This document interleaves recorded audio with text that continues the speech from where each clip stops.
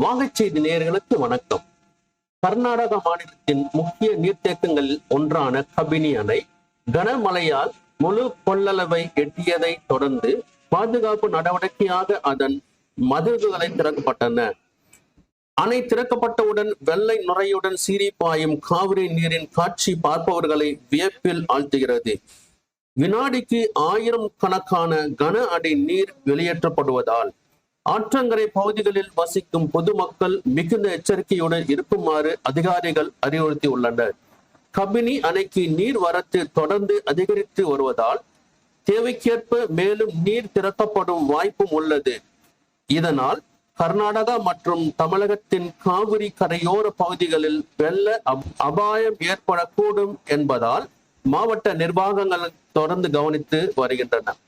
மழை என்பது இயற்கையின் வரம் என்றாலும் அதே நேரத்தில் பாதுகாப்பும் மிகவும் அவசியம். ஆற்றங்கரையில் தேவையற்ற முறையில் செல்லாமல் அதிகாரிகள் வழங்கும் அறிவுறுத்தல்களை பொதுமக்கள் கட்டாயம் பின்பற்ற வேண்டும்.